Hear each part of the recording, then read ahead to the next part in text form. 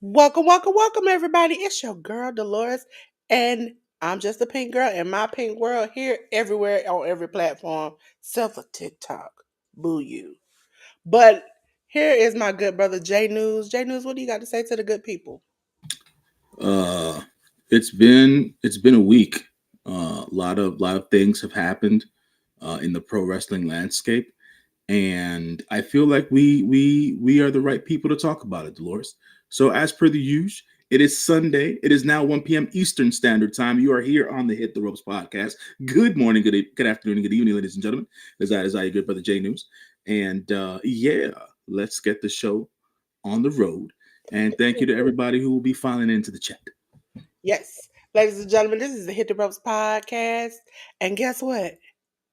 It's time. It's time. It's time for what?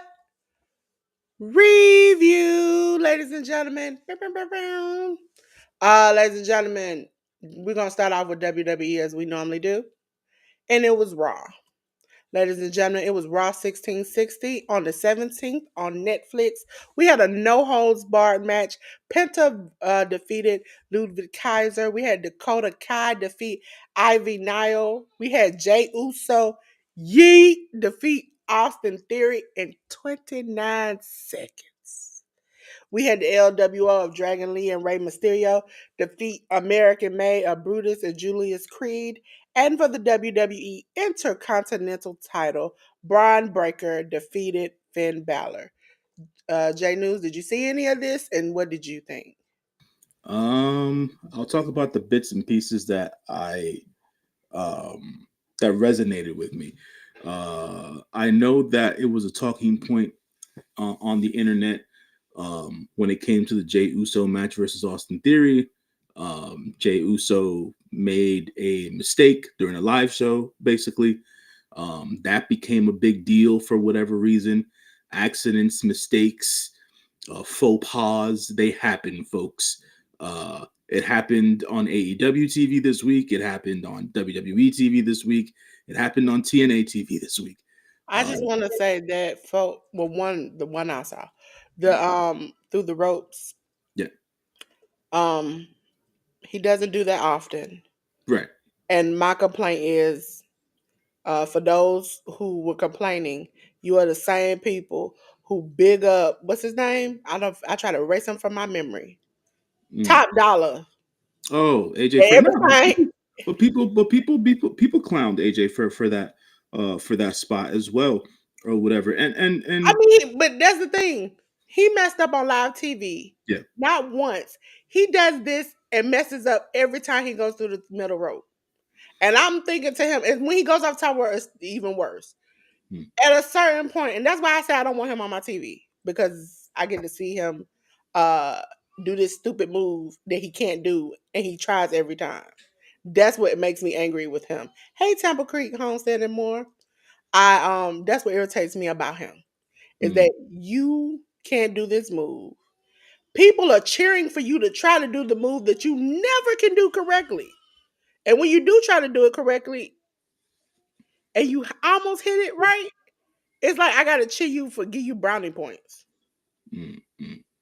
Yeah, my whole thought process with everything was, folks need to let up a bit. Stuff's not going to be perfect at times. We would like it to be, but like I said, accidents and mistakes happen. At the end of the day, it ain't the end of the world. So that's that. That's one of the things that jutted out to me during Raw, and also the Braun Breaker versus Finn Balor match. I thought was a pretty good match until they continued the chicanery with what's been going on between Finn and Dominic and all that stuff. So depending as to where the WWE wants to go right now, if it's going to be uh, if it's going to be a full on implosion of the Judgment Day or not, or if it's going to be Finn turning face or whatever the case is, we'll I see. think Finn is turning face Uh, because Damien and Rhea began to notice that they were klutzos and stupid and they felt the need to take in charge. And that's how they got out. We're talking about WWE Raw. And so that's how they got out. Is mm, that they saw the stupidity and then begin to exit stage left. Mm. Now Finn is beginning to see the stupidity, and he's trying to lead them. And this might be his exit the stage left to leave the clowns and the fools to themselves in a group by themselves. Yeah, man. I think, and for all intents and purposes, with recent weeks' reactions to Finn Balor, crowd reactions to Finn Balor and stuff like that, they haven't been as loud as what I'm used to, and things of that nature. So, Finn seems to be on a little bit of a downturn. It's his 10th year with the WWE. He What might is his need alter ego called? the Demon. The demon. You Yeah, know I that think he could bring that back and get the crowd back on his side if he turns face. I feel like I know he's said that multiple times in interviews where he just wants to bring the demon back during special occasions, which is fine. But at the end of the day, he needs to find something character wise that'll let's say, for lack of a better term, reattach him to the fan base.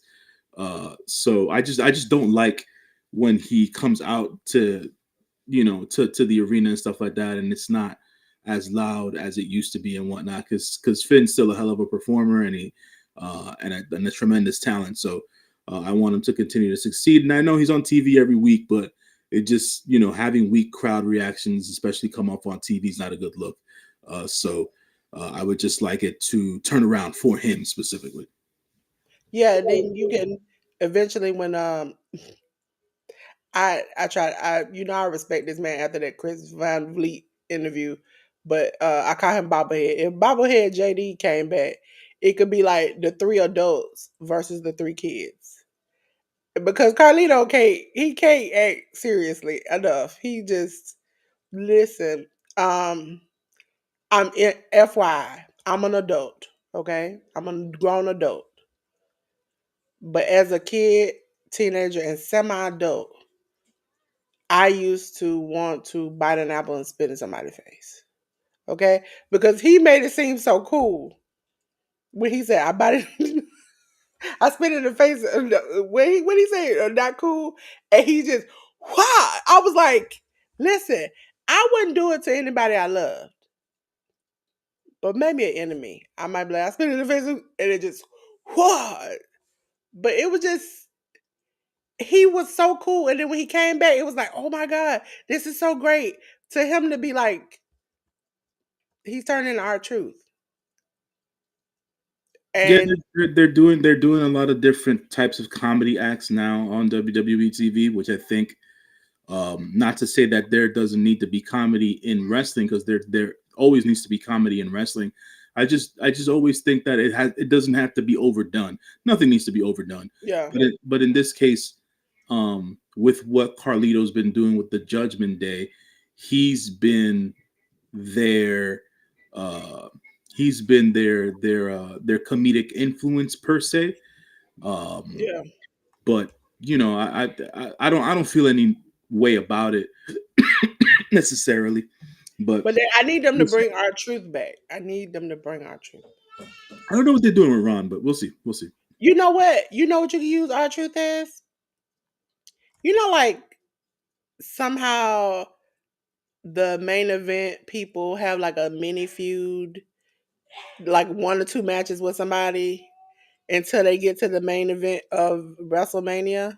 Yeah, I think our truth going against his childhood hero, John Cena, and being like devastated, like he's one of the kids that are just hurt, like because John turned would be hilarious. I'm sure they're gonna plug that into something during John Cena's heel run. So I'm sure they'll do it. If they don't, it's a lost opportunity. So we'll see we'll see. But hopefully they get it done sometime before Cena's reign is over. Also, I love the segment between Punk, Seth. Was that on Friday night or Monday night? That Punk, was Friday. okay. So Yeah. that was Friday. I'm listen, my days be all mixed up. But when we get there, we'll talk about it. Mhm. Ladies and gentlemen, on to the next night in WWE was NXT. And they were cooking it up on NXT 777 On the 18th on the CW, we had the WWE United States title match, women's title match, and it was Chelsea Green defeating Sol Ruka, Josh Briggs, and Yoshiki. That's a J.News thing. It's Yoshiki Inamura. See, I started to say it right, but then I was Mhm. like, I'm gonna mess this up. Defeated Hank and Tank. We had a mixed 6-man tag match. The culling of Brooks Jensen, Izzy Dane, and Nico Vance defeated the D'Angelo family of Andrea Rizzo, Channing Lorenzo, and Luca Crucifino. Okay, we had JC Jane defeat Carmen Petrovich. We had Ricky Saints defeat Ridge Holland. We had an NXT Underground match. Trick Williams whoop that trick defeated Eddie Thorpe. Did you see any of this and what did you think? I saw bits and pieces of this. Good showing by Ricky against Rich Holland. I'll say that much. It takes, I don't know. I've just never been a big fan of Rich Holland. I feel like it takes a lot from other performers to get good matches out of him. So good on Ricky for being as good as he is. Trick beating up on Eddie Thorpe in a quick way in the NXT Underground match. Um, Kind of defeated the purpose of their whole entire feud all these months. But it is what it is. They're trying to get to um, Trick getting back into the title picture. I know he's slightly beefing with Javon. Now they got Javon in the title picture. Obafemi's the champion. Um, they're Ethan Page is still involved somewhere in that in that web as well. So we'll see how that comes about. I know that there was a segment, a promo segment where Jada Parker came out, and I think she challenged Stephanie um, to a match, if I'm not mistaken. I could be wrong, but it I was think it was wasn't it the one or was it the week before where I forgot. Oh, I forgot her name. She told her to get her big butt or something like that to the back of the line. Was it JC Jane or something? Told her to get her it back. could have. I think it could have been JC or Yeah, Fallon or Fallon Henley or whatever the case is, because I think she's trying to regain her championship. Fallon is the country girl, Yeah, so that was her. yeah, So you can get your butt to that big butt to the back of the line. And I was looking yeah. at her like, So yeah, with Jada coming back, I think that's the WWE's at least in NXT overall, it seems like they're pushing her to be uh, at the top of the food chain when it comes to the women's division. Um, just a comment, I love the chemistry between Sol Ruka and Zarya. I think they should do more with those girls as a tag team, as they have been doing. oh Um, yeah, that was a funny little. It was funny and yet like it reminded you of those flashback WWE, well WWF at the time days where they did them vignettes of mhm, like either tags or like one person so you can get to know them. yeah. Yeah, they've been doing a lot of that on social media, so good on the girls for that. I think Chelsea Green's shtick has been great. Her level of commitment to her character, and now with her Secret Service with Alba Fire and Piper Niven has been really really good for all the talents involved there. So that's cool. Um, for Chelsea Green to keep on doing the work that she's been doing on SmackDown and also on NXT. And then I would say what else happened here? Okay, so the Carmen, I think they're doing away with the Carmen Petrovic and Ashante the Adonis storyline. There was a segment that was going on in the back that wasn't directly for them. Someone else is being interviewed, but in the background, you can see Carmen Petrovic, Moral and Ashante the Adonis arguing with each other, and Carmen like walking away from him. That due to the fact that Ashante the Adonis wanted Carmen to use a chair and cheat to win a match, and she refused to do it during that match with JC Jane. So it seems like they're killing that off for the time being. And yeah, the culling group still has to grow on me a bit. The family's a bit stale. So I gotta see as to what it is that they're gonna do with the family. And yeah, that's all I got for this week on NXT. Yep, it was okay show. Didn't bother me as much as I thought it would. Ladies and gentlemen, we're on to SmackDown. Friday night SmackDown was last Friday on the 21st. It was episode 1335 on the USA Network. We had Damian Priest and Jimmy Uso defeat Drew McIntyre and Shinsuke Nakamura. We had Braun Strowman defeat Jacob Fatu by DQ. We had Piper Niven and defeat Zelina Vega. We had Liv Morgan defeat Jade Cargill. And in a non-title tag team match, we had the Street Profits of Angelo Dawson and Montez Ford defeat Los Garza, Angel, and Berto. Well, they call him Berto now. J.News, did you see this and what did you think about it? Yeah, so I think this episode of SmackDown was live from Italy, I want to say. Um, Yeah. and They were in Brussels and then I think they went to Italy. yeah, and they went to Bologna on Friday. Um, it was the crowd was hot. Usually, most European crowds are great. I thought the crowd was great. As per what it is that they're trying to do with their road to WrestleMania from SmackDown's end of things, I don't feel it's been as strong. Shouts to Big Jim for doing what he can do out there with what he's given. Shinsuke, for me, I'm speaking for myself. I think the Shinsuke Nakamura experiment on WWE TV has failed, and that man needs to do something else. He needs Um, to go back overseas. he needs to That's get. where he wants to be. He wants to. I don't. He I don't. likes. I He can't speak likes for him. America. He's made that clear.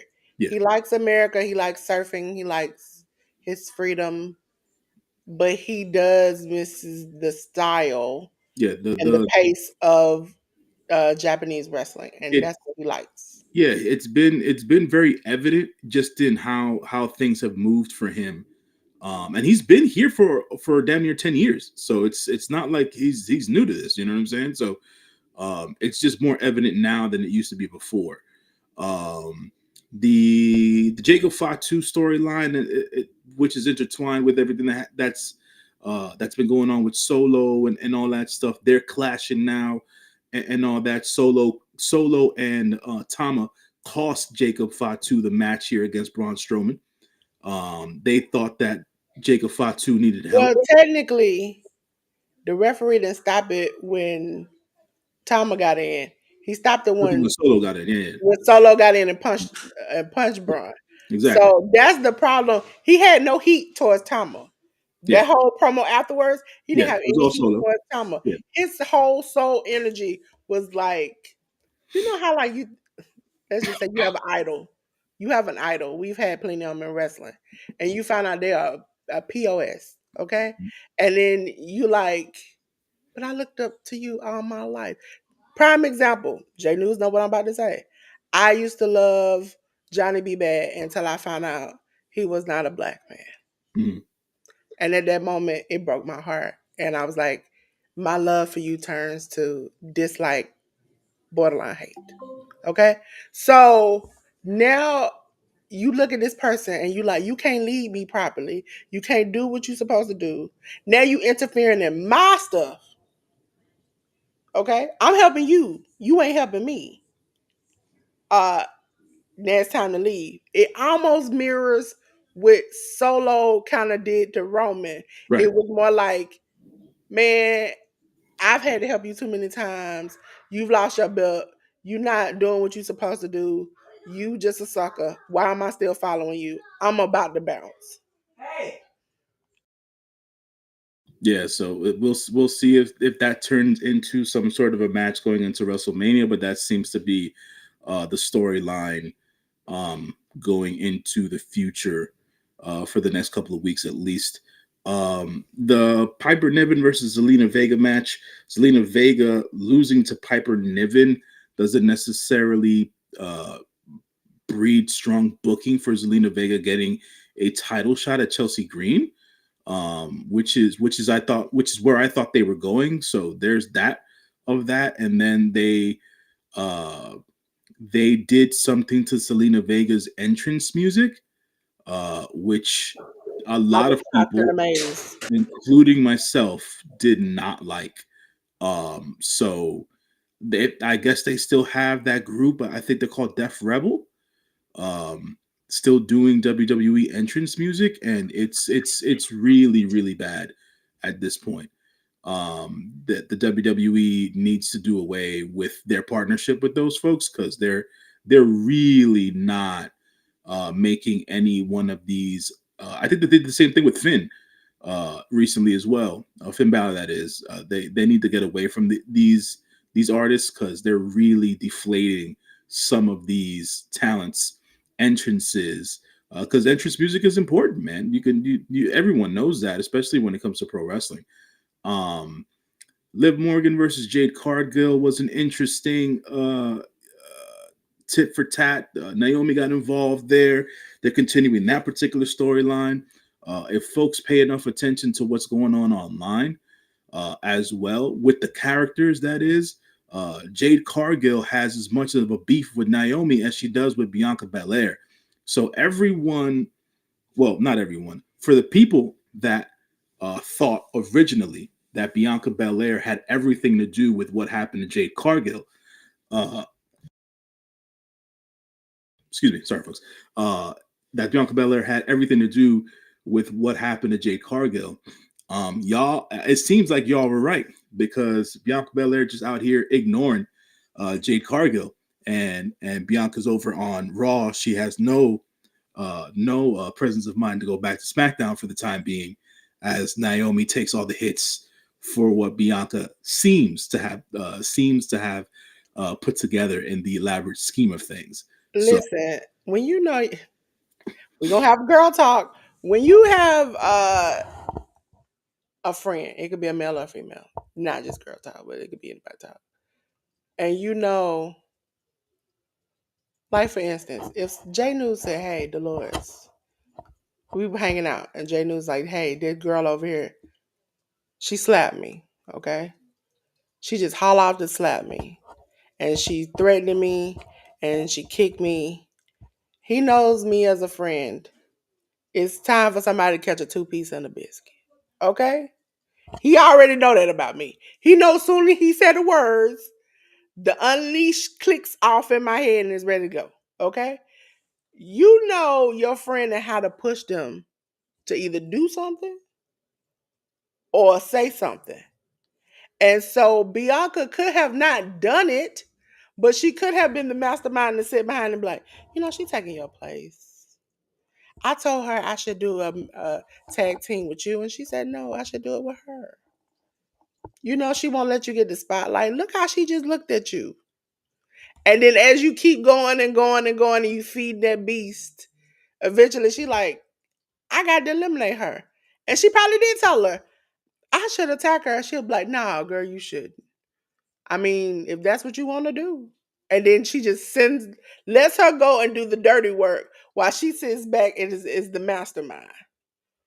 Because Bianca has been acting her butt off when it comes to that. And if you look at her social media, she, the gorilla was like, and you said the word the F word. She did that and was like, and y'all thought it was me. And but she had this smirk, and I was like, yes, sis, I think you had you played your hand in that little mode. But some people, you do that. You hype them up. You hype them up. CM Punk is good for that. Even in that promo we saw, he hyped it up, and it's like you can push somebody to do something. And I think Bianca, she might not have planned the attack. She could have, but I think she definitely sowed the seed. yeah, like yeah, it just seems that folks there is a group of folks online who think that Bianca had nothing to do with it, and it's all over now because Naomi fessed up to it. And it's like, nah, man, y'all need to understand. There's more. Bianca's playing more of a mental game here. Right now, she's after her selfish needs where she wants to be the champion, but it doesn't necessarily mean that Bianca Belair doesn't have any sort of how I say uh, an attachment to what's also going on with Naomi and Jade Cargill. So there is much to watch there. But I also wanted to bring up the point or the segment that you brought up when we were talking about Raw, Dolores, when it came to CM Punk, Seth Rollins, and our tribal chief all in the ring, going back and forth at the same time on the microphone, and then it just devolved into chaos as per the Yeah. usual. And it seems that what a lot of us thought was going to be a match on WrestleMania should have been a match on WrestleMania, or is going to be the match on WrestleMania since it was officially announced a three-way match between CM Punk and Roman Reigns and Seth Rollins. I don't understand why people are upset with this per se. Um, Because a lot of the online chatter is that, and it was even approached to Triple H. Will there be a woman's main event? He and his words were, if you fight for it and they people earn want it, it, yeah. They've got to they earn it. earn it. Yeah. But now it's looking like the 2 or 3 women's stories are not as compelling as Cena versus Cody and the 3-way where you have the 3 main event, high paid quality people. So then it looks like we don't get another women's main event. So now it's like they kind of wish that if you didn't have this story or you didn't have these people involved, a woman match might get a chance to main event one of the nights. I can understand the perspective, but everything's been building since even before for some of the talents even before the Royal Rumble. So in this particular instance, when Triple H said that the ladies would have to earn it, I understand what he meant by that. But for all intents and purposes, I think to the point you're trying to make, Dolores, it's like if you have all these guys who are earning all this money and you know they're good at what they do, even if the girls ball out, right? It's not gonna matter. You know what I'm saying? They're still gonna get the men are still gonna get that spot. The unfortunate part about what's going on is that, and I'll mention this other segment that happened on SmackDown as well, is that the ladies, and the two of them in this instance, be it Charlotte Flair and Tiffany Stratton, um, are not on the same playing field, right? And that it's unfortunate because I like Tiffy's grown on me as a talent, but when you put her on screen, especially having to give her promo time against someone who is as experienced as Charlotte, it's like y'all doing too much and y'all are overly It could exposing. have worked if Tiffany had the skills. Yeah, She got dressed down, walked down, pushed out in the street naked, and nobody could help her. And yeah, it was at that point I was like, Tiffany, say something. And all her rebuttal was when she was like, when she first of all, Charlotte interrupted her. too Then many. she That said, was annoying. That was annoying. yeah, then she was like, you think you special? Every blonde woman has been compared to me. Like you just want to be me. And then she dresses her down. And then at the end, when Tiffany speaks, when she says, you just a wanna be me. And then she starts her sentence with, I used to idolize you. I wanted to be you. And I was like, what the hell? Why was she just said that? She said you wanted to be her. Why are we repeating this? You could have, and then she's like, but after I got in the ring with you, I realized you were not good. And I'm like, okay, so you wanted to be her up until a week ago. And she just said you want to be her and that she chose you so that people can get what they want and you can see me beat you and you go into the dust of nothing. And you sit there and say, I wanted to be you up to about 2 weeks ago when I stepped in the ring with you.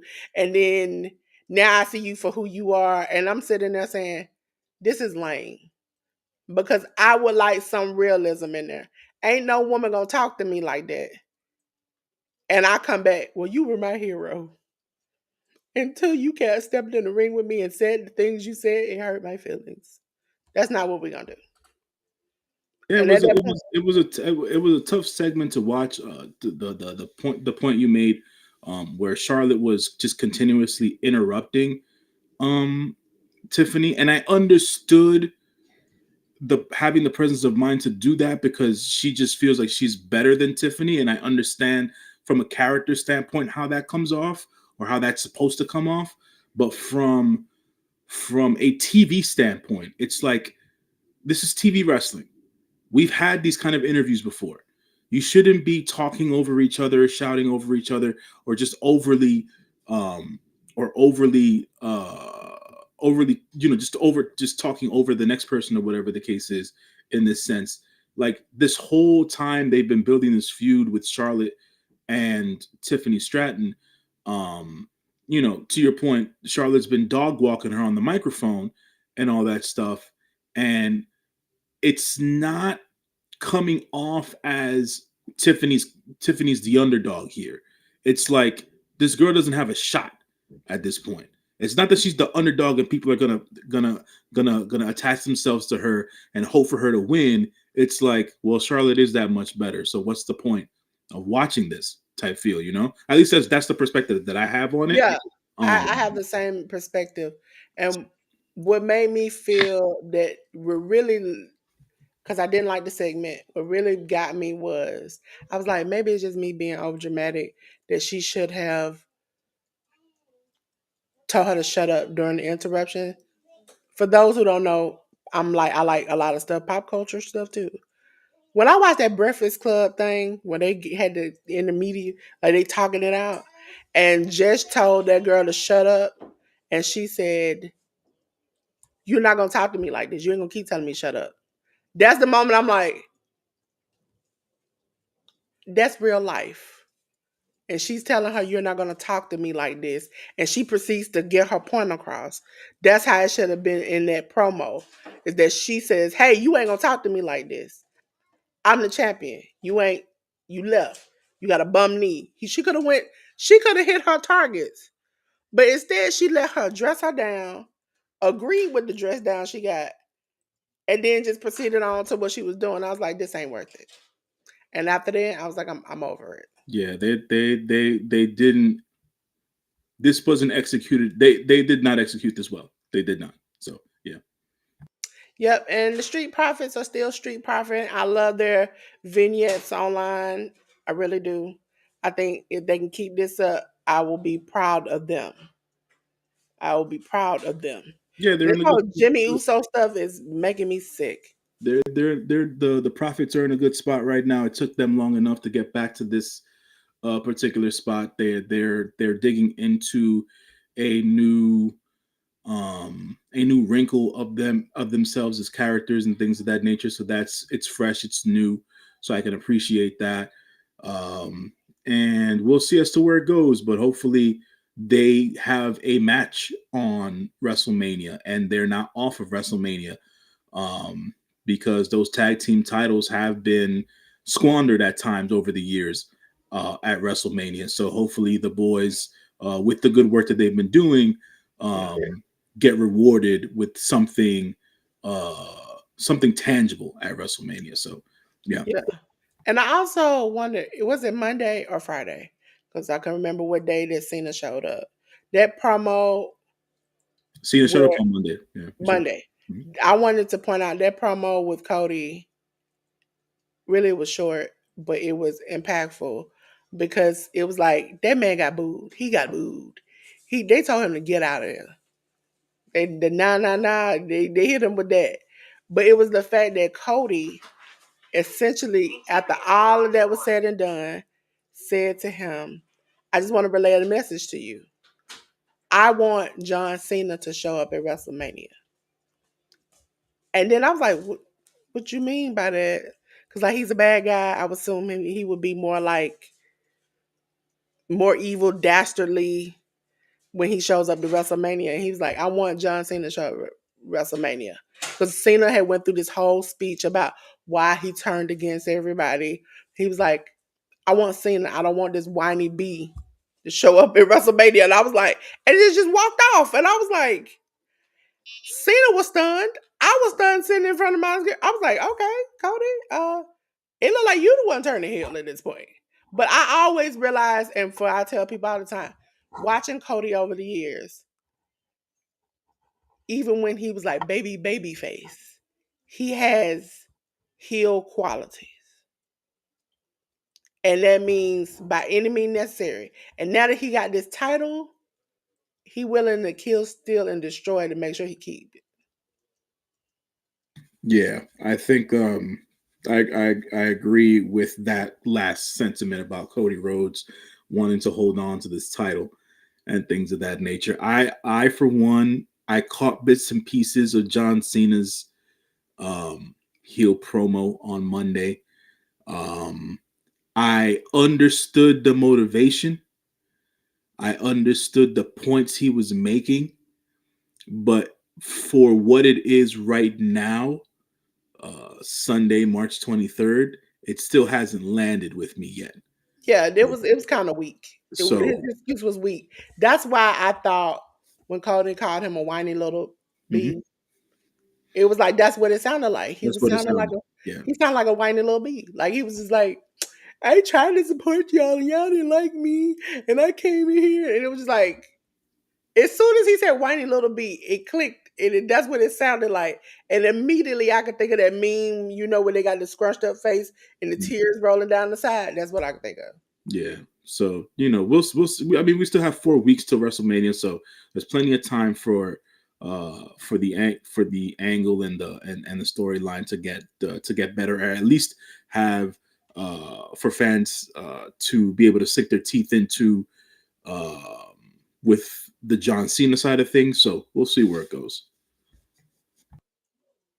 Okay, ladies and gentlemen, we're going to go on to the next company, which is AEW All Elite Wrestling. Ladies and gentlemen, AEW started this week off with Dynamite. Dynamite! Ladies and gentlemen, it was Dynamite 285 on the 19th, which simulcast on TBS and HBO Max. For the AEW International Title Eliminator Tournament, final four-way match. We had Mike Bailey and Ricochet defeat Mark Davis and Orange Cassidy. We had AEW TBS title match. Mercedes Moné defeated Billy Starks. AEW World Title Street Fight. John Moxley defeated Cope. Will Ospreay defeated AR Fox. And Megan Bain defeated Chris Statlander. Did you see any of this, J News, and what did you think? I did watch Dynamite live on Wednesday. Hey, friend. Um, and it was a very good show. I thought that the AEW International Title Eliminator Tournament 4-way match was great. I did not foresee the outcome of this match, but in the macro of things, um, you're getting a match at Dynasty that features Ricochet, Mike Bailey, and Kenny Omega. I don't think there's anything that's wrong with that match at all. So interesting way to finish the match necessarily, but it definitely adds to Ricochet's character work. It makes Mike Bailey feel important at the end of the day. But I also would like to say great showing by Mark Davis, great showing by Orange Cassidy, tremendous match for the Eliminator 4-way match there. Mercedes Moné versus Billy Starks was great. The ladies killed Dynamite, to say the least.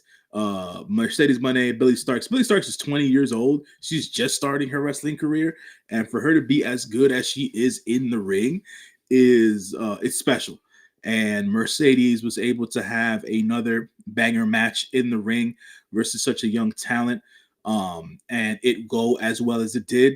Props to the ladies. I want to say from my vantage point, my personal opinion, the John Moxley versus Cope match was a good match. That street fight should have been the match they had on Revolution.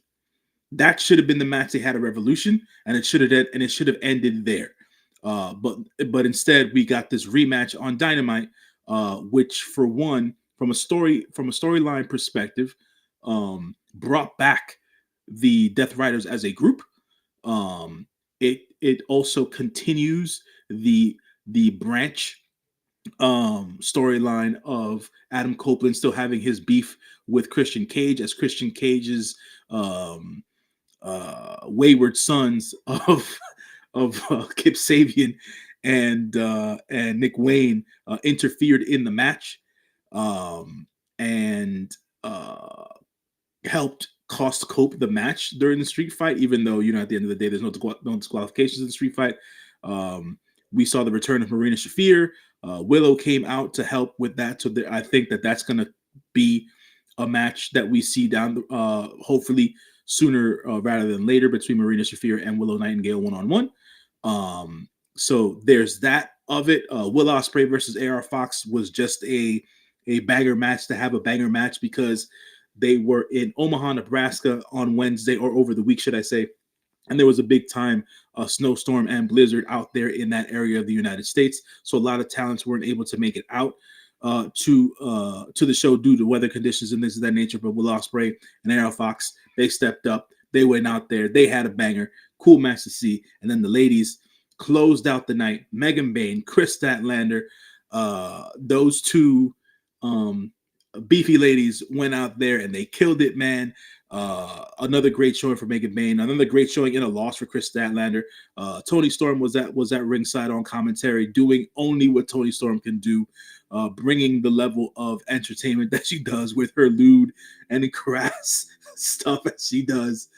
She cut a fantastic promo at the end of it all when she, after the match was over, after Megan Bayne beat Chris Statlander, Tony Storm got out of her seat, and her and Megan Bayne went at it for a little bit, and then Tony cut a promo only the way that Tony Storm could. So we're definitely leading towards, or it's already been confirmed, a match between Megan Bayne, Tony Storm at Dynasty. So we've got that coming up, and yeah, man, real strong show, even with what was happening weather-wise in Omaha during the week. So good on AEW for that. And I'm trying to remember if they had any segments backstage, interview-wise, that popped to me from Dynamite, and I'm not recalling anything right now. But like for most of the storytelling elements happened in the ring for Dynamite this week. So yeah. Yep, I really liked it. I was sad that Cope didn't win because I'm sick of Moxley holding this title. I wanted to end, but it didn't. So we're on to the next. Also, I was sick of the whole Megan Bang thing because I got not an inkling, a hunch. I know. Not gonna say no because no is 100%. She gonna lose this match at Dynasty. She's still doing indie work, so it's like, really. I thought my girl was gonna go to the stratosphere. No. I think that the AEW has done a good job with her, making her feel important and putting her at the top of the card with the stronger females on the roster. So that's really what this is all about. You Trying know to. what? My real question would be to you: Hmm? what if we took Camille, like when she came in working for Hmm? Mercedes, Yeah. and put Megan Bain in that position?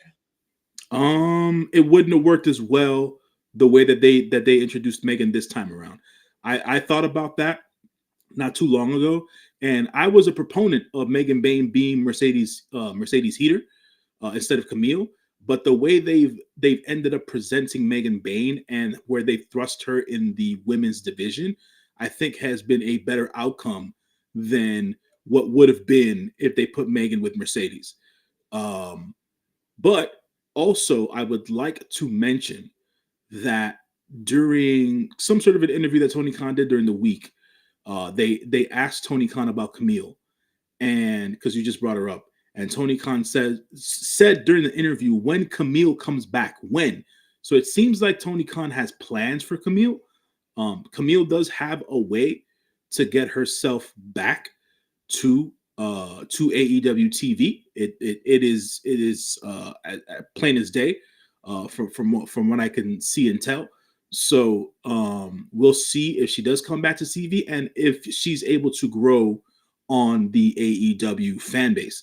I don't think that the AEW fan base gave her enough of a chance. She wasn't put um, in the most uh, best predicament with what she was doing, but she did the best that she could with what she did. But at the end of the day, she also does need more work in the ring. So with the beefy women, quote unquote, that they have in AEW, she fits it, or the strong ladies. She fits into that mold with the Chris Statlanders and the Megan Baines and things of that nature, the Willow Nightingales and all that. So she can hang with those girls, but she does have a storyline to get to with Mercedes whenever she wants to come back. So hopefully they do something to present Camille in a way that makes her come off better than she came off the first time around. But I do want to say this about Mercedes. Me remembering what her backstage segment with Renee. After she beat Billy Starks, Monet got on the mic and with Renee in the back, and she basically downplayed whoever mentored and or taught Billy Starks how to wrestle. And I said to myself, "Oh yes, let's keep building towards this because this is important, right? When we bring Athena to AEW TV, it should feel important." And right now it's all bubbling on the surface and things of that nature. But the day or the night that Athena comes out and she confronts Mercedes Moné should be a big money shot, and AEW should definitely ride that wave from there. And it should not be a one-off match. So we'll see how that all turns out for the next couple of weeks. But I'm definitely excited about Athena being on AEW TV and getting her hands on Miss Monet. Yes, ladies and gentlemen, we're on to the next show, which is Ring of Honor ROH. ROH took place on the 20th, ROHWrestling.com or the ROH app. J.News, we're going to have to, I'm going to struggle. Oh, El Sky Team, Mystico and Neon, along with Fuego, mhm. defeated Hechicero. Rugido and What do Volador you Jr. Mhm. see? Got it. Catalina. That's Got right. it. Defeated Viva Van, La Facción Ingranade, Jalistico, and the Beast Mortos. Defeated Eli, Theseus, I think. yeah, and Gabriel Eros. Yeah. Eros. Sometimes they on GCW they call that name different things. Mhm. AR Fox versus Kevin Knight ended in a time limit draw. Satnam Singh defeated Sid Ellington. Top Flight, Dante and Darius Martin defeated Aaron Solo and QT Marshall. And for the ROH World Television title, we had Commander defeating Dark Panther. Did you see any of this, J News? I saw bits and pieces of a lot of what happened on ROH Wrestling this week. Another strong showing for La Catalina versus Viva Van. Viva's vastly improved over the last year and a half in the ring, so I got to give Viva props for that. La Facción is strong right now. With Dralistico and Beast Mortis, especially without Roosh being on TV. I don't necessarily know if if they're just going with the storyline of Roosh being off TV because he beat up the ref, or if there's an actual reason for Roosh being off TV. So we'll find out within the coming weeks. But another strong showing for La Facción. AR Fox versus Kevin Knight was everything I thought it was going to be, and for them to get to a time limit draw, they're gonna run that back. I love watching Kevin Knight on TV, man. I hope that Tony Khan, that is, sees dollar signs in his eyes with Kevin Knight, because Kevin Knight is good and a good talent, and he can be great in the future. So gobble him up and tie him down to a contract, Tony Khan. Kevin Knight is the future. And AR Fox is just doing what AR Fox does, man. Fox has been doing it for damn near 20 years, man. Killing it in that ring. So props to those two gentlemen for doing what they were doing. So Satnam Singh has gotten much better in the ring as a performer, right? But I want to point out this young man, Sid Ellington. I don't know anything about Sid Ellington outside of the fact that he looks very unique. He has a very unique look to him. Very very Ayers Joker esque look to say. For folks who are into movies and things of that nature, David Ayers, the director, made a movie called what was that? Not Justice League. It was I'm forgetting right now what the name of the movie is or whatever. But basically, a collection of bad guys trying to save the world or whatever. And he had that Joker esque look from that particular movie. And he moves very uniquely in the ring as well. And I always that stood out to me. So I want folks to keep an eye out for Sid Ellington. For what I also understand and know, Sid Ellington is a product of the Nightmare Factory. So meaning that he was trained by QT Marshall and the likes of Aaron Solo, and he's had his rubbing elbows with Cody Rhodes and things of that nature. So he's a student of that. So keep an eye out for Sid Ellington, man. He seems like an interesting cat in that realm. So top flight doing top flight things, still beating up on Aaron Solo and QT Marshall. Congratulations to Layla Gray. She got married over the week. Congrats to her. And Dante and Darius Martin doing their thing. Hopefully, those two young men continue to stay healthy because they are also part of the future of AEW. And Commander doing Commander things uh, with his ROH TV title match versus Dark Panther. Yeah, man, tremendous work by Commander. And yeah, it was a solid episode of ROH TV this week on Thursday. Just a little backstory. He was with the Nightmare. He made his pro wrestling debut in 2003, I think it was said. Because I was looking into him like earlier when not earlier, but earlier this week. But I know it said he wrestled in Turnbuckle, Action, Wrestling Evolution, Dynamic Wrestling, Mucha, Lucha, Atlanta. It's a little underground thing here. And WrestleCade. And so he's been around. If you see him without the makeup, he might look like your average bro. And then when he puts the makeup on, he's a different person. You talking and you muted, J.News. I was about to say it, Dolores. He doesn't look like your average dude. Nah, he looks like your Yeah. average white boy. Say it with your chest. Say He it with looks your chest. he looks like your average white boy, okay? That's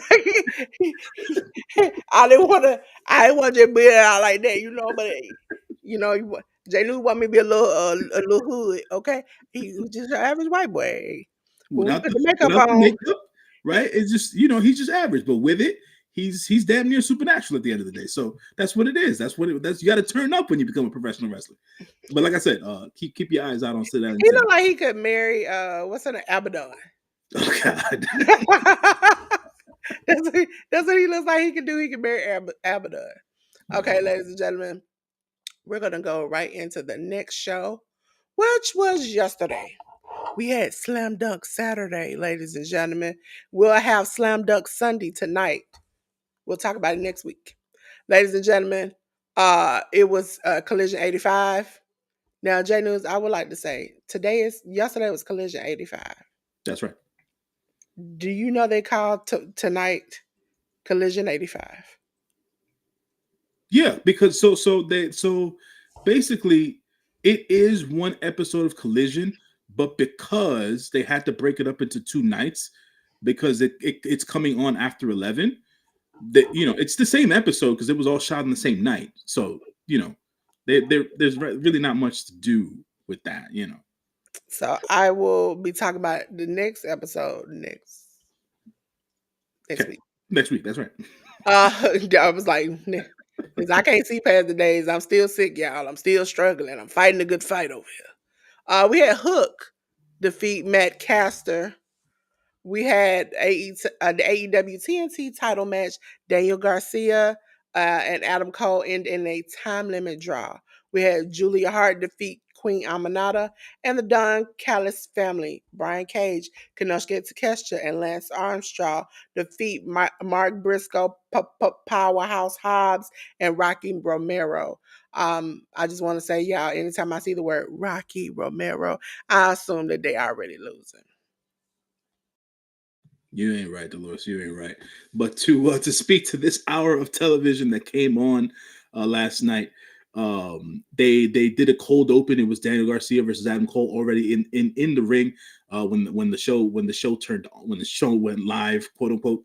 A tremendous 20-minute match between Daniel Garcia and Adam Cole. A lot of people who have been saying that Daniel Garcia's TNT title run hasn't really worked having, don't really watch Collision, right? So and I want to say that specifically because there's a lot of people trying to find out what the story with Daniel Garcia has been with this TNT title run. This is my perspective of his title run. I feel like Daniel Garcia is learning how to be a champion in AEW during this title run. One. Secondarily, if you watch all of his matches or all of his TNT title matches, his one-on-one matches, you will notice that the finish of all of his matches, Daniel Garcia is getting by the skin of his teeth. He's not beating anyone. Kind of like the OC thing.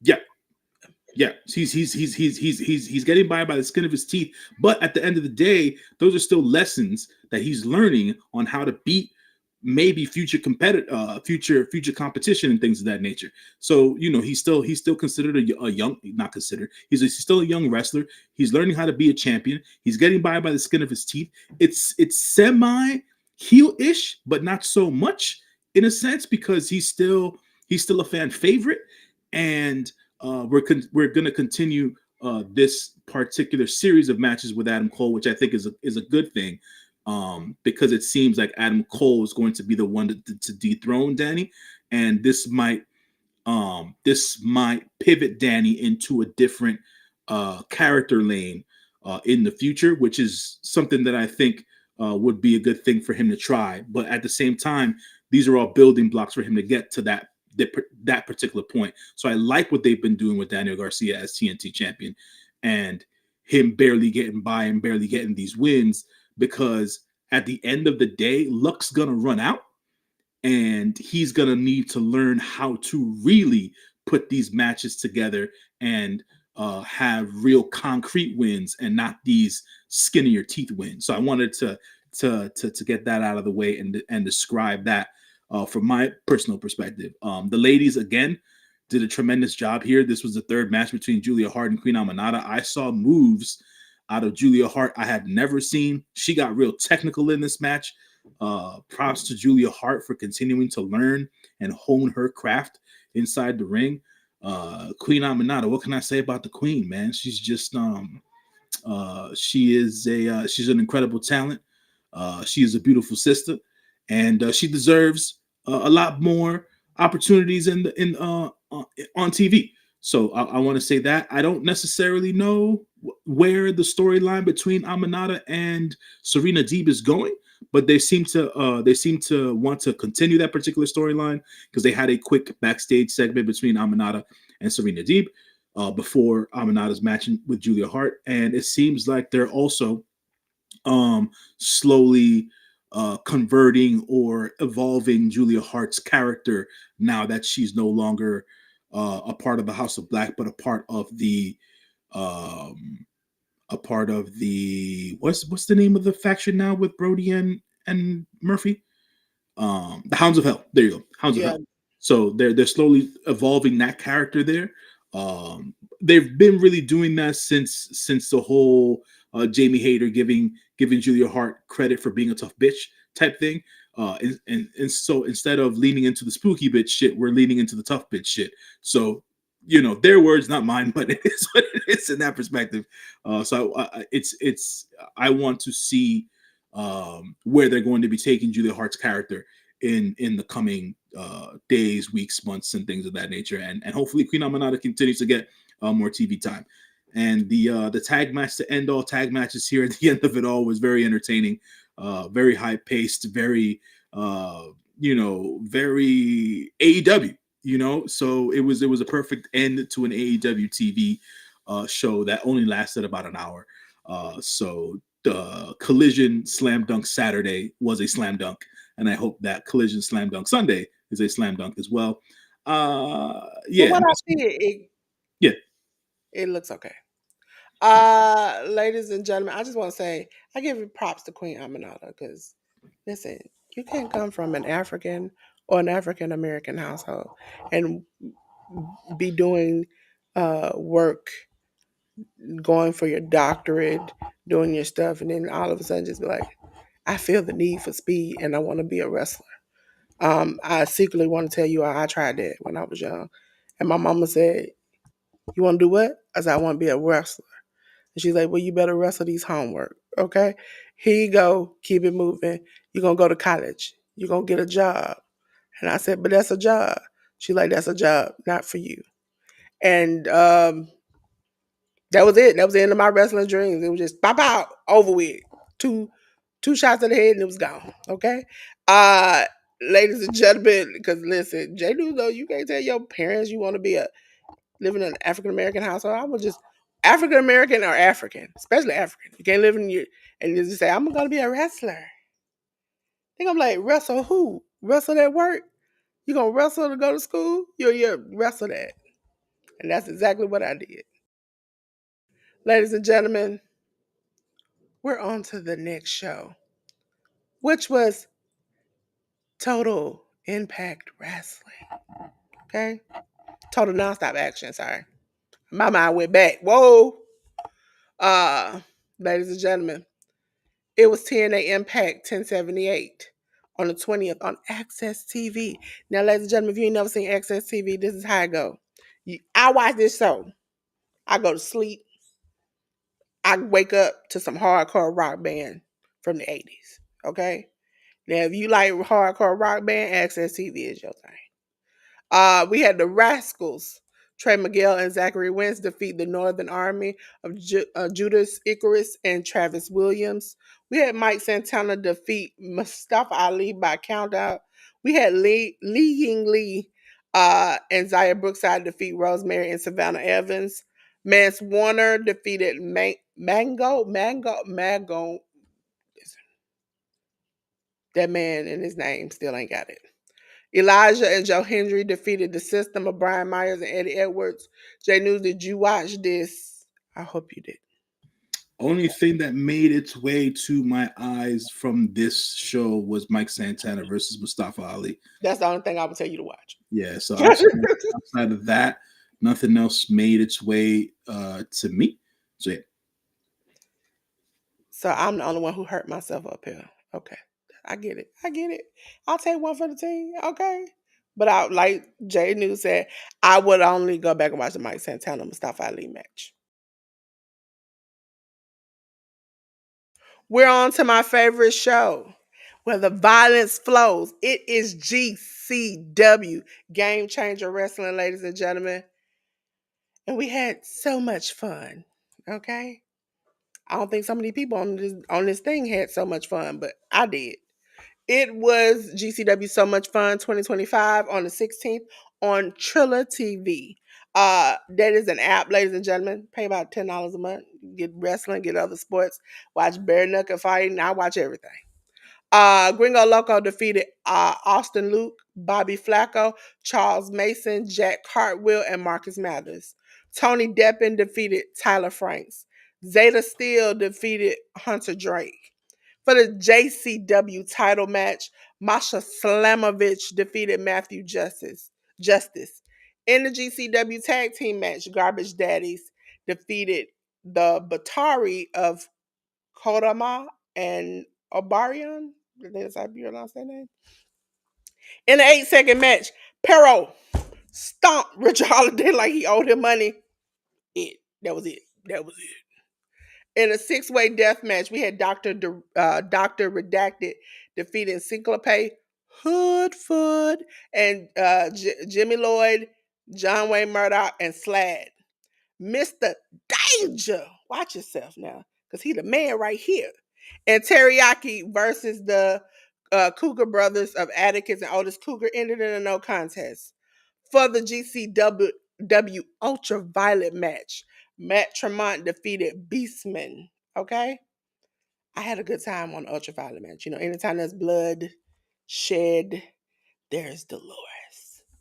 Ladies and gentlemen, yesterday, I watched Wrestling Revolver and I watched Goated. Bah! You had a good time, ladies and gentlemen. Goated was on yesterday, 3/22 on Triller TV. We had a Revolver remix match. Crash Jackson defeated Trey Miguel to retain his Revolver remix championship. Tie or Die, KJ Reynolds and Ryan Mathis defeated JJ Garrett and Dante Leon. We had a grudge match. Damian Chambers defeated Ace Austin via DQ, but special guest GM Santino Marella restarted the match. That's when Ace Austin defeated Damian Chambers. We had a three-way match. Mustafa Ali defeated Jake Christ and Gringo Loco. Go back and watch that. Sudden Death Scramble for the number one contendership for the Wrestling Revolver Remix Championship. Oh, Lord. AJ Francis defeated BDE, Dark Pledge, Jeffrey John, Junie Underwood, Big Pound to become the number one contender for the Revolver Remix Championship. And again, he went through the middle rope. Son of a. Revolver World Tag Team Championships. The Macabre. Say that right, J.News? Yep. Yeah, I'm learning a little Spanish from J.News. That way he need to open up. He need to open up a Spanish school. Dreadnought and Cruel defeated Alpha Sigma, which we all know stands for Brent Oakley and Casey Jacobs to win the Revolve Tag Team Title Championships. Unsanctioned Street Fight, Matthew Palmer defeated Rich Swann. I don't know if you all know earlier, Rich Swann got into it with AJ Francis. They are no longer friends. And so Matthew Palmer comes out, fights Rich Swann. Hey, listen, every time, ladies and gentlemen, y'all don't know whatever I'm doing, I got to say, hey, Ruby. Got to do it every time. Got to do it every time. Ladies and gentlemen, we had the Revolver World Championship no DQ match.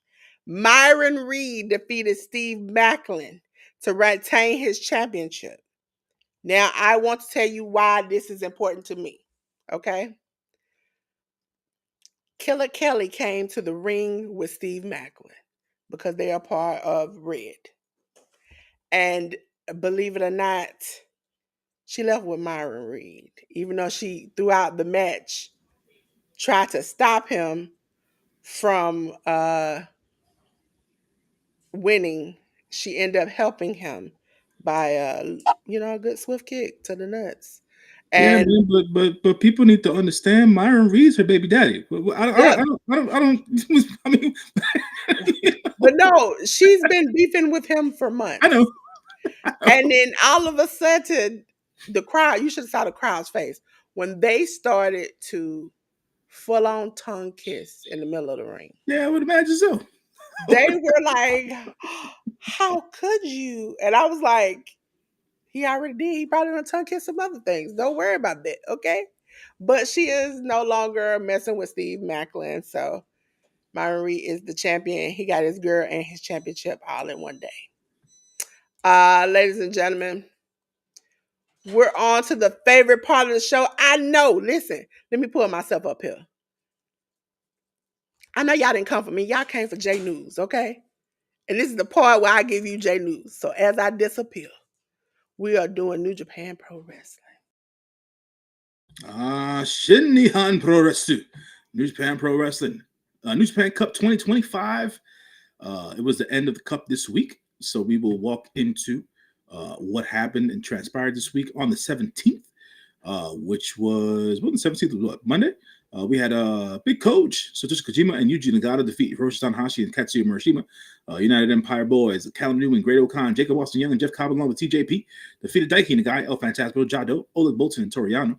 TMDK members Hartley Jackson, Ryohei Oiwa, and Zack Sabre Jr. defeated Tomoaki Hanma, Tomohiro Ishii, and Yoshihashi. Bullet Club War Dog members David Finlay, Joe Maloney, and Sonata defeated just four guys of Tai Chi, Takamichinoku, and Yu Uemura. We then have Bullet Club members Bad Luck Fale, Chase Owens, and Gabe Kidd go up against the House of Torture members Ren Narita, Show, Yoshinobu Kanemaru, and that ended in a double countout.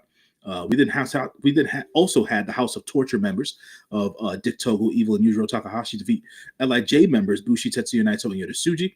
And then in the semifinal match for the 2025 NJ Cup, we had Shota Umino defeat Shingo Takagi in a solid bout.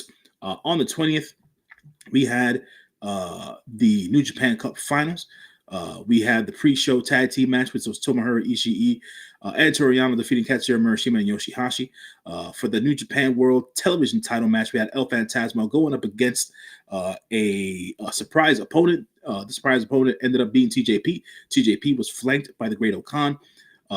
During this match, it was a very good match between TJP and El Phantasmo. When Phantasmo ended up beating TJP, TJP did shake El Phantasmo's hand, but TJP gave the nod signal to the Great O'Khan on the outside. The Great O'Khan then came into the ring and beat down El Phantasmo. So it seems like the Great O'Khan is going to get his shot at the NJPW World Television title in the future against El Phantasmo, as certain members of the United Empire are now heels, it seems. Hiroshi Tanahashi in a special one-on-one engagement went one-on-one with the great Satoshi Kojima in a decent match between two of what we call the New Japan Dads. The Bullet Club War Dogs, the Bad Luck Fale, Chase Owens, and Sonata defeated just four guy members, Tai Chi, Takamichinoku, and Yu Uemura. It seems that Sonata has this ingrained hatred for young Yu Uemura. Sonata, by the time the match was over, had this guitar that he brings with him to the ring, and he wanted to hit Yu Uemura over the head with it, but the ring was cleared as other members of Hantai came down to the ring. I believe it was Tanahashi, El Desperado, and I want to say maybe Oleg Bolton or something like that, or whatever the case is, but I'm not remembering. And Yoshihashi was there as well. But there is a full-on integration of Hantai. Just Four Guys has been invited to be a part of Hantai, as other members of Chaos were, and GHB were, and things of that nature. Yeah, so it seems that the numbers on the good guy side are continue to grow, as Just Four Guys, who are still going to be its own entity still, but they are also aligned with members of Hantai. We then had Los Ingobernables de Jabon, Bushi, Hiromu Takahashi, and Tetsuya Naito defeat the United Empire members of Callum Newman, Jacob Austin Young, and Jeff Cobb. It seems like Callum Newman and Jeff Cobb are vying for a shot at the IWGP World Heavyweight Tag Team Championships that Hiromu Takahashi and Tetsuya Naito have. So I believe that match is going to happen at Sakura Genesis on April 5th. In a non-title six-man openweight championship match, we had the Bullet Club War Dogs, Drilla Maloney, Gabe Kidd, and Taiji Ishimori defeat House of Torture members Ren Narita, Show, and Yujiro Takahashi. With that defeat, it seems like the Bullet Club War Dogs will be having their shot at the Never Openweight six-man tag team championships against the House of Torture. That match will probably also happen at Sakura Genesis on April 5th. LIJ members Shingo Takagi and Yota Tsuji in a tag match defeated House of Torture members Evil and Yoshinobu Kanemaru with Dick Togo at the end there. But by the end of the match, Evil had one-upped on Yota Tsuji and things of that nature. So they're going to walk into their match at Sakura Genesis, which will have Evil going one-on-one against Yota Tsuji for the Global Heavyweight Championship. We then had El Desperado, Hiroki Goto, and Oleg Bolton in a six-way match defeat TMDK members Hartley Jackson, Ryohei Oiwa, and Zack Sabre Jr. So that was their match there. Solid match all around. Goto, I believe his next match will be at Windy City Riot. He doesn't have a match as of yet for I'm sorry. His match is Sakura Genesis. is going to be against the winner of the New Japan Cup, which I'll announce here. The New Japan Cup final match, one on one, Shota Umino versus David Finlay in a tremendous match. David Finlay, the Boss Dog, one of my least favorite characters on wrestling TV right now, won and defeated Shota Umino in a strong showing. David Finlay is now the New Japan Cup winner. He will be going on to Sakura Genesis to go one-on-one against Hiroki Goto, the IWGP World Heavyweight Champion. People are expecting David Finlay to dethrone Hiroki Goto at Sakura Genesis on April 5th. I, for one, myself, am on the side of continuing the Goto Revolution. But we'll see as to how it all breaks down. Shooter Umino has some things to think over. David Finlay giving Shota Umino some advice post-match, telling Shota Umino that the way to the top is his way. So we don't necessarily know if that means that Shota Umino is going to be an eventual member of the War Dogs, or if Shota Umino is just going to go heel and become part of a heel faction. I put it out there into the universe that it is not beyond Gato, the booker of New Japan Pro Wrestling, to make Shota Umino a part of the House of Torture. But we shall see how it all breaks down. And yeah, there is that on New Japan. We're in the previews, but before we get to the previews, ladies and gentlemen, I want to shout out, and I want everybody to shout out J.News, because we want to tell J.News why we love him here on the channel, and it's because he's a good man, Savannah. Okay? He's a good man. Okay? Y'all show J.News some loves out there, okay? Because he's a good man, Savannah. He be holding me down. I'm up here barking like a dog. He got me in my corner, okay? So make sure you show some love to J.News in the chat. In his chat, in my chat, show J.News some love. Now it's time for the previews. And J.News gonna keep this roll going with New Japan. I want to say, New Japan, I love you. I love you. You know why I love you? Because you chose a color for Sakura Genesis that I absolutely love. Pink. Ladies and gentlemen, Sakura Genesis is the next road on New Japan, and J.News is gonna tell you about it. Yeah, so we've got Sakura Genesis Road 2 shows on the 29th happening this week. So we're going to see various different iterations of tag matches. So Hiroshi Tenzan, Katsura Murashima, and Ninja Mac along with Toriano are going to go up against Daiki Nagai, Tiger Mask, Togi Makabe, and Tomoaki Hanma. Taka Michinoku and Yu Uemura of Just Four Guys are going to go against Hiroshi Tanahashi and Oleg Bolton. House of Torture members Ren Narita and Yujiro Takahashi are going to go against Bullet Club War Dog members Joe Maloney and Gabe Kidd. TMDK members Harley Jackson, Kosei Fujita, and Robbie Eagles, the returning Young Punks, will be going up against Bullet Club War Dog members Robbie X, Sonata, and Taiji Ishimori. Los Ingobernables de Japón, Bushi, Hiromu Takahashi, and Tetsuya Naito are going to go up against United Empire members Callum Newman, Francesco Akira, and Jacob Austin Young. Los Ingobernables de Japón, Shingo Sakagi and Yuro Tsuji will go in the tag team match versus House of Torture members Dick, Togo, and Evil. And then we have the return of Bishiman, Hiroki Goto, and Yoshihashi, along with El Desperado, going up against Bullet Club War Dog members Clark Connors, David Finlay, and Gato. Yes, I want to say hi, RX Nails. Hey. Also, a Ruby clarifies. Yes, a good man, Savannah. Okay.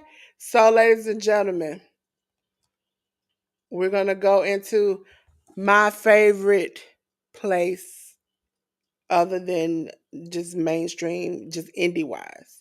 It is GCW, where the blood flows. Listen, I enjoy good hardcore wrestling, and Game Changer Wrestling gives it to me. And we will be talking about No Compadre. Did I say that right, J News? I gave you a little Spanish there again. Yeah, you got it. It was on the 20, it's gonna be on the 29th, ladies and gentlemen. On Triller TV. We have Matthew Justice versus John Wayne Murdoch versus Dr. Redacted versus Tommy Vendetta. We have Megan Bain, sorry to call her Bain. Megan Bain versus Zeta Steele.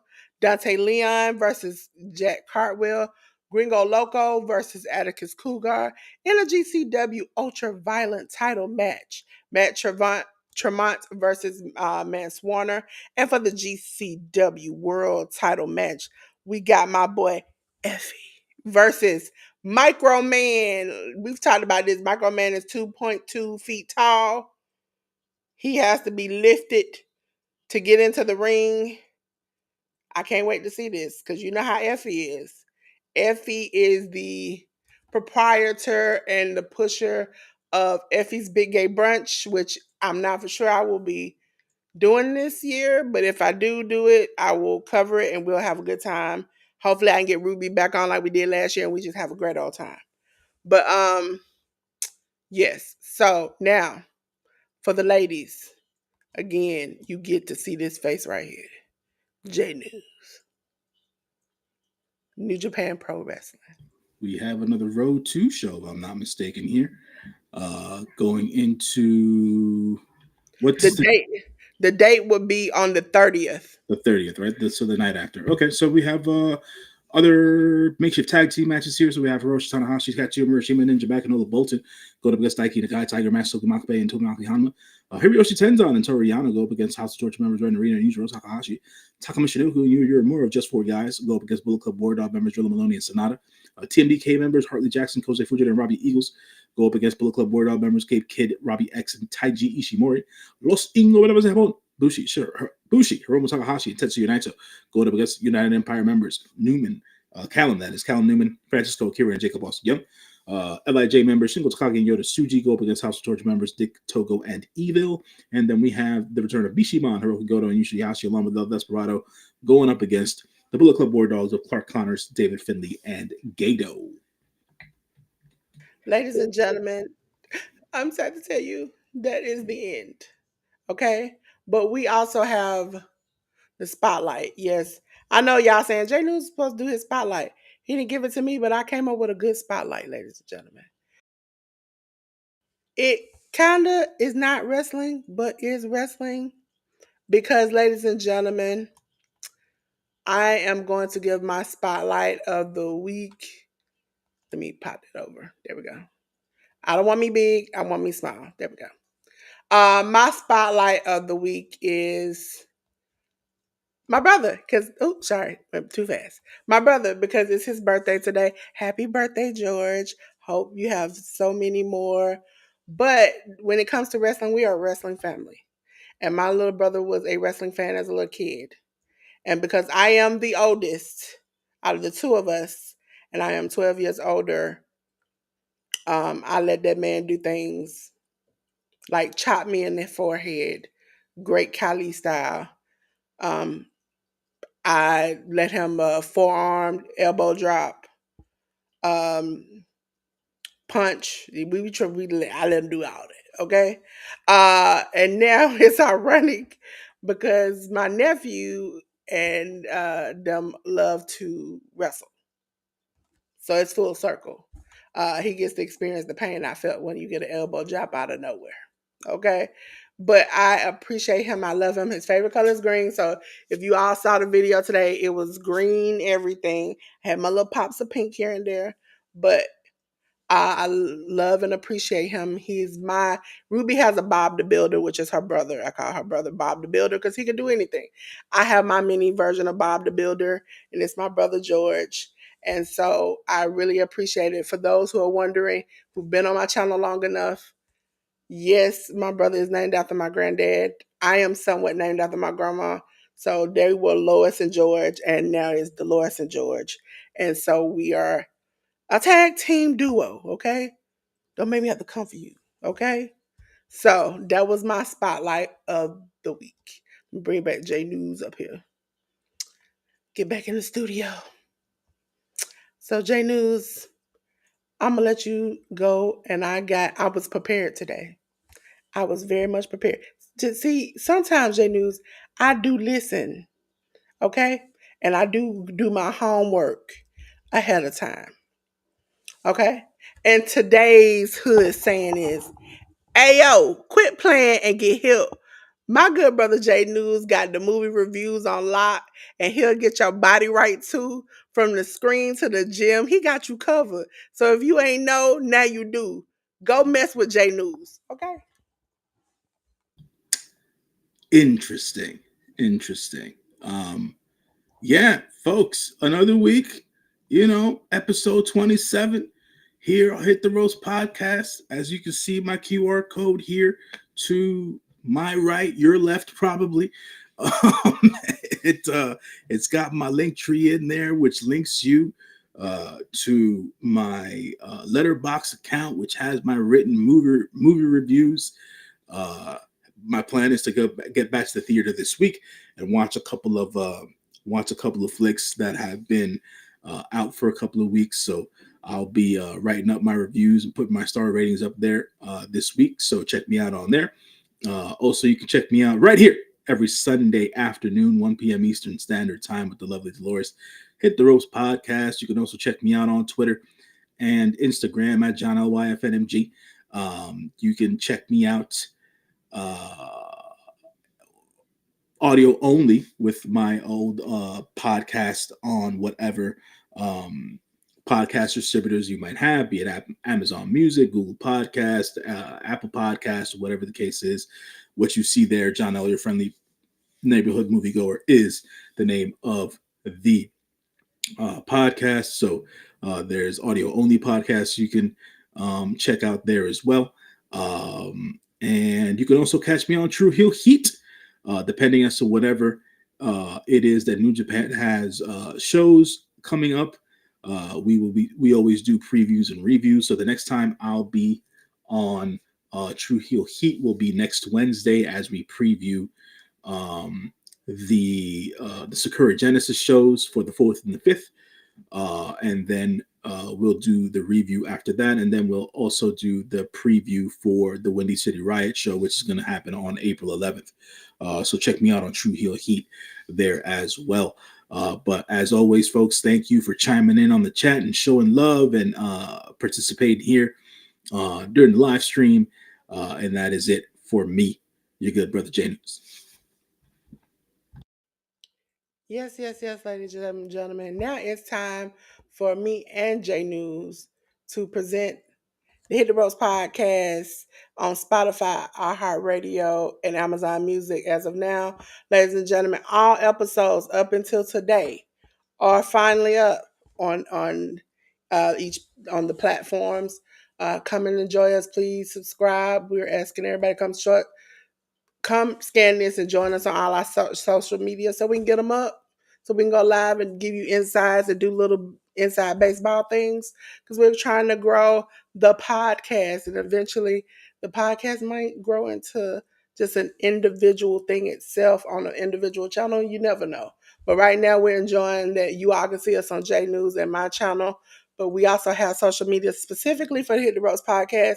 If you're interested in maybe coming up talking wrestling, that's great. We talk all types of wrestling, from indies to professional wrestling. If you want to come on the show, that's great. Okay. So, ladies and gentlemen, now it's my turn. Okay. It's my turn. It's my turn. I finally get my turn. Okay.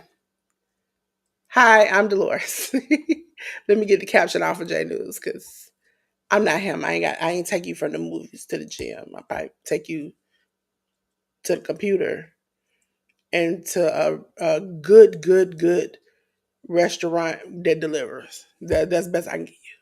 I am Dolores of Dolores Designs. For those who don't know, I'm Dolores on this channel, on my channel, Dolores01 if you're looking for me. And I do everything. I do funny skits from Snapchat filters. I do sports. I do tutorials on things. I recently had one on Microsoft Clip Champ. Um, so make sure you check that out. If you want to get some work done, listen. I have been told recently I do not necessarily put myself out there as much and all the things that I could do. So I'm going to tell you, if there is something you need to do technology wise, you need a graphic, you need a website, you need an AI music, you need a this, you need a that, call me, okay? Because that's what I do. Ladies and gentlemen, I'm the type of kid who grew up that if I was bored, I just learned how to do something. And I'm still that way as an adult. So I've learned how to do all these things and encompass into my world. I've built websites, I've managed businesses, I've done social media management, I've done graphics, I've done it all, merch.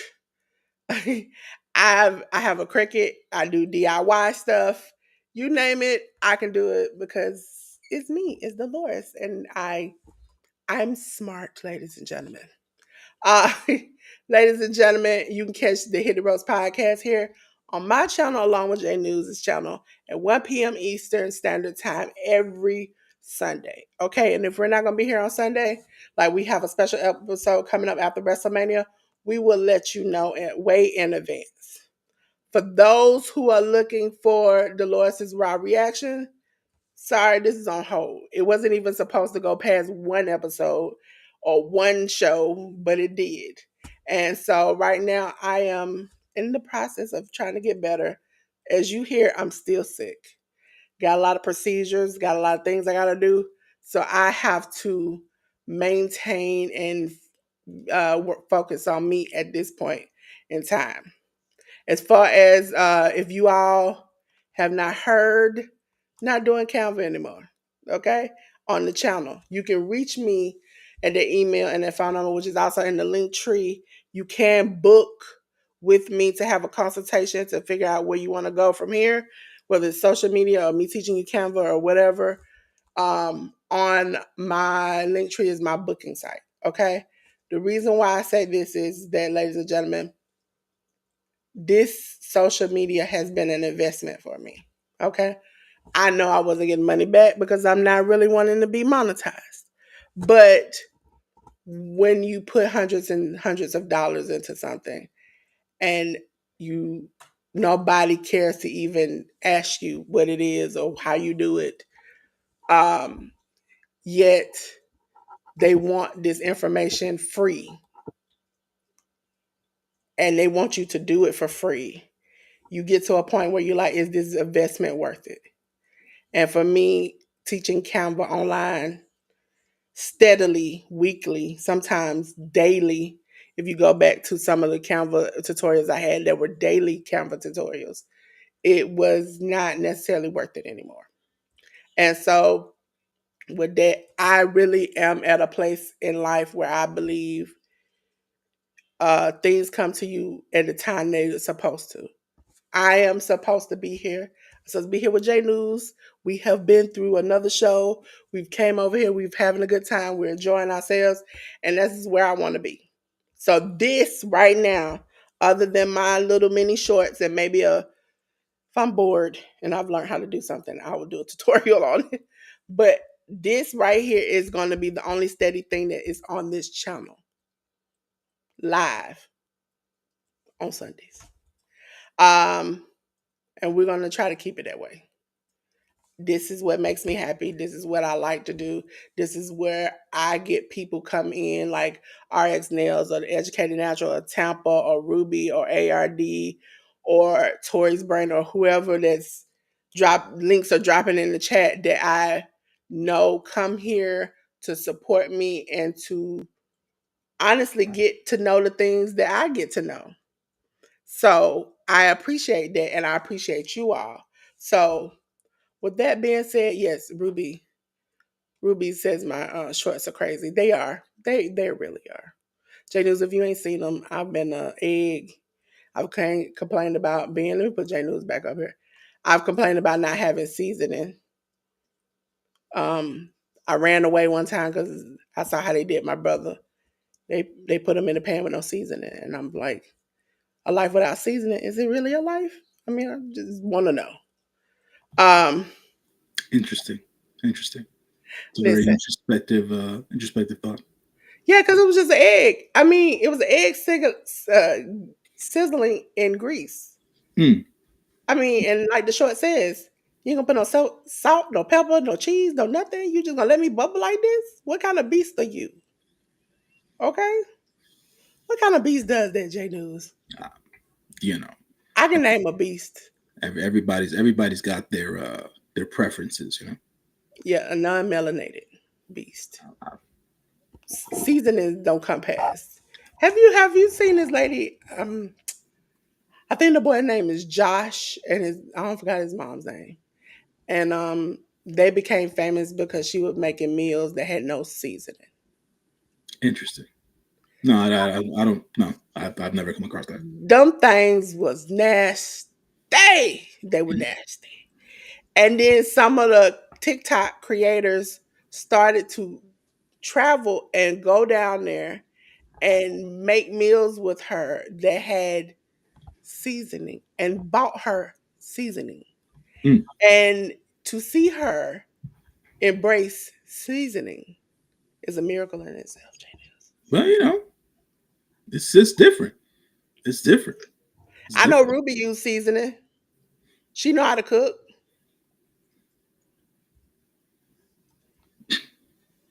She said there was a who seasoned the eggs. Listen, I don't know, J.News. Do you season your eggs, or you just gym rat that just throws it in there and just don't even put no salt and pepper?